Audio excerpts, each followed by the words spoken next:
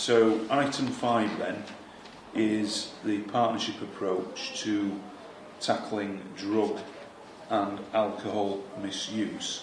And again, in terms of the police and crime plan, substance misuse is often linked to antisocial behaviour, and we know clearly causes harm not only to individuals but communities as well. And if we are to truly reduce crime and reoffending, then these underlying problems of substance misuse are often at the heart of what needs to be addressed by working with other key partners.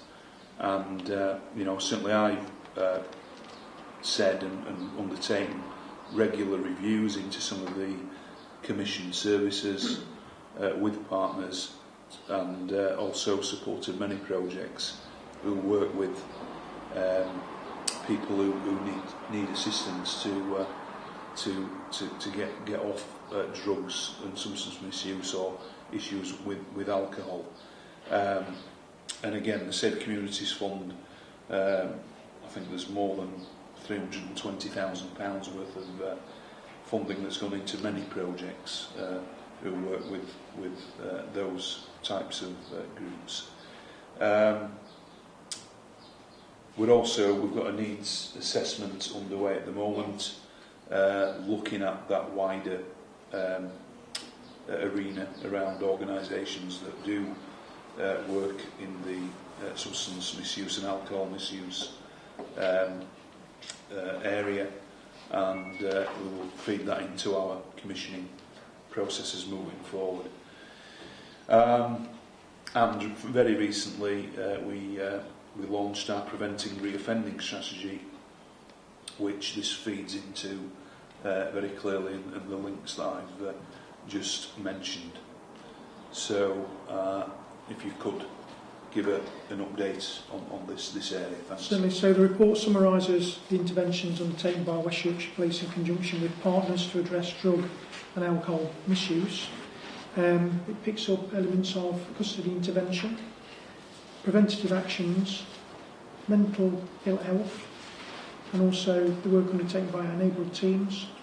And we also pick up around our evaluation of the nurses within police stations, and we also touch on the definition from the College of Policing around mental health. Yeah.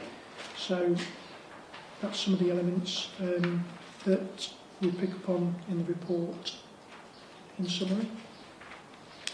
So I think this is one of those areas, and probably mental health similar, that we are not the primary agency clearly in terms of treating and solving some of these issues, but what we do play a really vital role in is identifying where these issues are prevalent, how they are then contributing to criminal behaviour or actually becoming a victim, just as importantly, and then signposting people on to agencies who can help to solve the issues. And quite often we come into contact with people for very specific drug and alcohol related issues where they've been driving over the prescribed limits, as an example, or more often I would suggest times where criminal offences are committed and the use of drugs or alcohol is a contributory factor to why they are committed, whether it is because they are under the influence of alcohol and might have a fight in a nighttime economy, or whether they are stealing to fund a drugs habit. There's lots and lots of examples of where we might come into contact with people who have some sort of addiction. In terms of people coming into custody then, which is a key area where we do get that face-to-face interaction with somebody who might be suffering from some sort of addiction. If you looked at some of the figures from January 18, 10% of the people that came into custody were reported as being drunk or in drink at the time, and about 31% said they had consumed alcohol recently. Very, very similar, January 19, again 10% of people recorded as being drunk or in drink, and a similar percentage that said they'd had alcohol recently. 27% and 25% respectively are the numbers in terms of people stating that they were alcohol and drug dependent. So that number doesn't seem to have changed a huge amount in terms of the population that come into custody.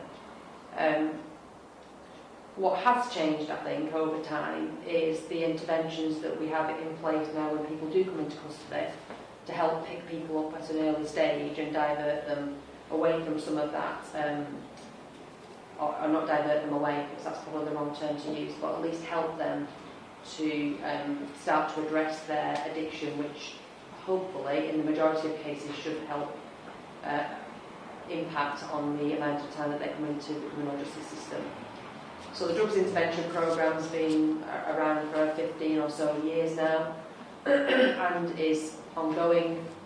It offers intensive treatment and also supports people to address those underlying triggers that we've just talked about.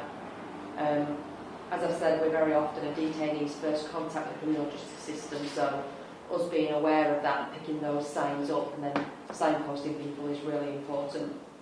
As part of that DIP programme, we test people as they come into custody, and we do that in two ways. First of all, when they're arrested for a drugs offence, but also if any of our inspectors feel that somebody is the driving behaviour behind the offending is drug related, we can also ask an inspector to authorise one of those tests as well. And between February last year and the end of January this year, just short of 4,500 detainees were tested for drugs whilst in police custody. That's a small increase on last year. And when we do get positive results, as a positive result, a negative, I guess, you know what I mean? When we do get a result that says somebody has taken drugs and might have an addiction, then our integrated offender management teams are made aware of those individuals, because that's exactly the kind of partnership approach that we need to help people to reduce their offending. We have arrest referral workers based in our police cell areas that provide guidance and advice to detainees with drug or alcohol addictions. We've got conditional cautions which are available and used as an alternative to charge, where we can ask somebody to attend an appropriate course of treatment as part of the caution that they're given. We have liaison and diversion now across West Yorkshire, which again is a place that can pick up and signpost people into services that can help them. Every detainee that is with us in custody, whether they're in drink, have taken drugs or not, undergo a pre-release risk assessment that talks again, in case we haven't picked it up, when they come into custody, which again goes through any issues in terms of drug or alcohol addiction. And there are a number of different projects. Together Women's Project is a good example, who have a hub in Newhall Prison, and they again offer bespoke interventions to women in that prison to assist them to stop them then reoffending when they come out if drugs or alcohol are a key part of their offending. Finally, in that section then, the drugs coordinator, we have a forced drugs coordinator at the minute. She's working in Leeds and Wealdstone prisons to address similar things that we're doing with the women in Newhall Prison. The drugs coordinator that I've just spoken about has also established a drug alert group, which is a mailing list which links police and partners and provides supportive services to people who are engaged in substance misusers, so that kind of, I understand it's kind of a messaging service that makes people aware of what's available when they're dealing with service users across West Yorkshire. In terms of preventative actions then, I've already mentioned integrated offender management, and we've updated on that, I think, a number of different reports in the past. Any one of our 3 cohorts of offenders who are managed by the IOM process could have a drug or alcohol addiction, and those teams work in partnership with other agencies to address some of those issues. Mental ill health research does suggest that alcohol and drug addiction is commonplace with people that suffer mental health issues, and although that they are quite often closely linked, it's not to say that one directly causes the other. We work really closely, as you know, with mental health services around 24/7 triage, street triage and advice in district hubs. And I think that's a really strong model across West Yorkshire Police. And then finally, in terms of the neighbourhood teams, again, touching on the last report, drugs and alcohol abuse can be associated with antisocial behaviour. They work in partnership, the neighbourhood teams, with local authorities and other partners. There's a number of public space protection orders which we've got in place. Leeds has got 18 of those as an example, and that has the power, the discretionary power for us to stop people from drinking alcohol and seize alcohol in public places if that is one of those connected issues where we've got issues with antisocial behaviour which is caused by drinking. I've mentioned already about the forced drugs coordinator and the work that she is doing with the prisons. She's also delivered drugs awareness training to new cohorts of our police officers and police community support officers so that they know what they're looking out for when they're out and about. And then in terms of addressing prescribed medication addiction, which I think is a growing issue in terms of people becoming addicted to things that they're actually given quite legitimately by doctors, or they might get them from other places that are perhaps not so legitimate, but the drugs themselves are. We now have a controlled drug liaison officer who's working closely with pharmacies, hospitals and other surgeries across the county so that we can provide support to them and advice to them about safe ways to dispense those controlled drugs to stop them becoming such a commodity when they're out on the streets of West Yorkshire. So I think that probably covers the highlights in the report. Thank you, yeah. So on point 4 on the report, you touched on it, but it's how we are recording drugs and alcohol substance misuse as a causation factor or a contributor to recorded crime. Is that happening sort of routinely or not? But I know there were some changes to the mandatory testing regime, wasn't there, a few years ago now as well? As in the testing regime in custody, yeah. Yeah, that's linked to the DIP process that we've just been talking about. Yeah, I would say in relation to this is that there'll be a number of incidents that no doubt will be caused by somebody in terms of alcohol or drugs, but because we don't know who that person is, we never get to the bottom of whether that has been the cause of. So no doubt there are a lot of our incidents that are in some way connected that we won't record as such because we never get to the bottom of the actual story with the offender or the victim, because we don't know who they are. In more specific situations, such as domestic abuse offences, for example, the dash risk assessment picks up. There are a couple of questions on there that pick up the association between the offending and drug and alcohol addiction alongside mental health. And obviously, as we've talked about, when a person is arrested, comes into custody with us, then all of the things that I've just talked about in briefing on the report kick into action, and we can make sure that those markers are on people's records. So there are a number of different places that we could record whether somebody is substance addicted.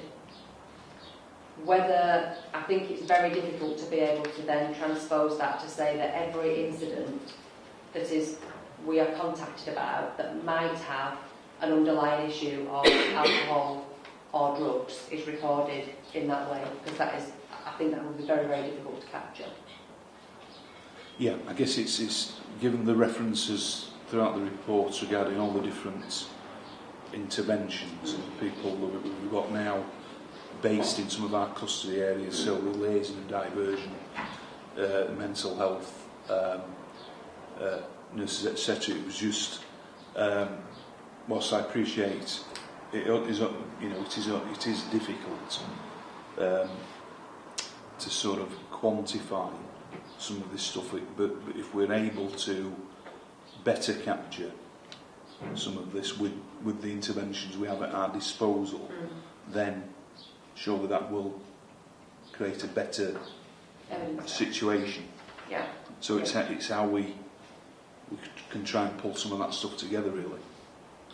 I know for sure that when obviously somebody's arrested and therefore it's linked to a crime, the updates that goes on to the crime will include, as will the markers that are placed against their name will include that addiction. Sorry. I would have to come back to you about exactly what data then is collected in terms of underlying issues and how they contribute to criminality of an individual. I suppose you're interested in the accuracy, aren't you, of the use of alcohol and drug flags, and whether we get a complete picture there to help us shape commissioning decisions on interventions. Yeah, I mean, I suppose that's very similar to other flags that are put on there. They're as accurate as the information that's put on the system, and so with the amount of interactions that we have in custody now with the different nurses, the DIP and so on and so forth, there will no doubt be some good flagging that is put on. The issue is always at the other end is the weeding and the keeping that up to date, isn't it? Because if somebody goes and is treated and therefore no longer has a drug addiction, it's how do we then get that information back to remove the flag? So yeah, okay, I can come back to you with more of a factual update, if you like, about those flags. Yeah, I mean, it's you know, I don't say any of this is easy. It's difficult territory, but it's just that given the we know, don't we, that in prison, for example, something like 80% of prisoners say they have some form of mental health issue, often connected, I guess, with substance misuse, alcohol misuse, and it's if collectively between us we were able to really better identify that, then the sort of the appropriate interventions have got a better chance of putting in place. Police and enforcement clearly only being one of those. Yeah. So I'm not by any means saying that this is clearly something that the police should be leading on, but we are a key element within it. And perhaps that's maybe one for the Mental Health Criminal Justice Forum that we could explore further, with the partners there.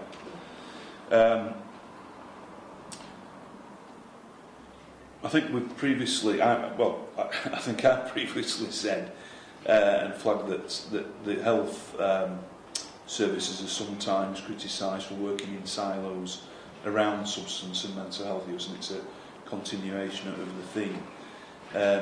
And I guess it's from your perspective, how do officers and headquarter departments work together to ensure dual diagnosis or interdependency around these issues are better understood? So we might have already sort of addressed that or attempted to.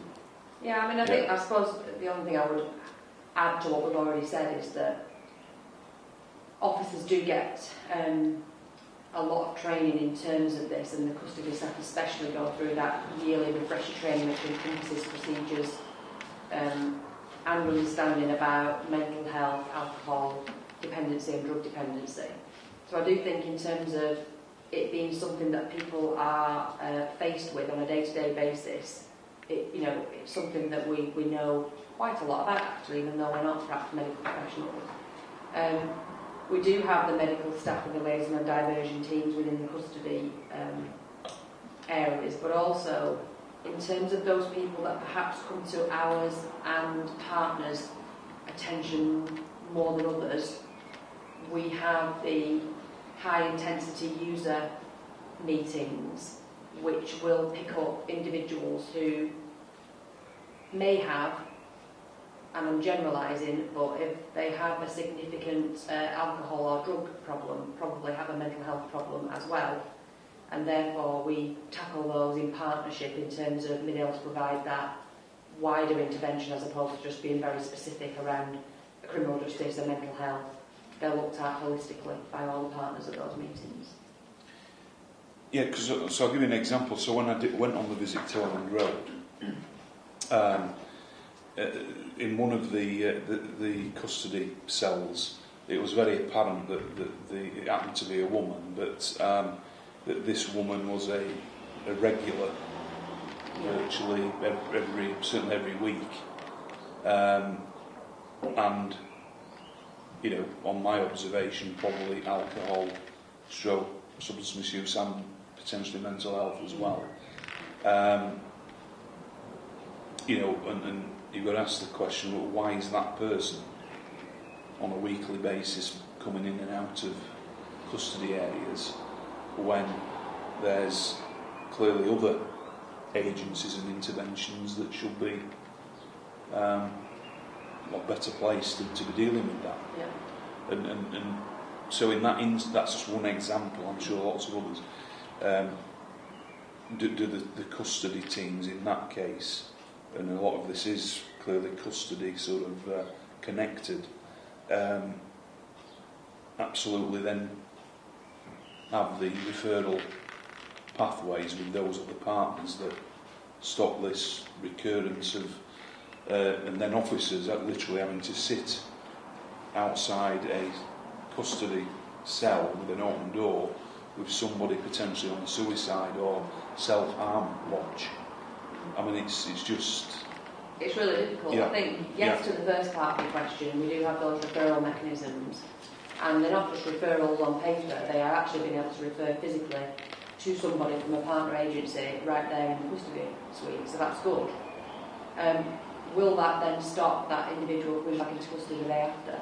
Probably not, because I would imagine that, you know, for somebody like that, these are more than likely to be deep-rooted long-term issues which have perhaps been, you know, problem solved over a number of years, and you know, it's pessimistic, I appreciate, but it's difficult. It's not a magic wand that we can wave over.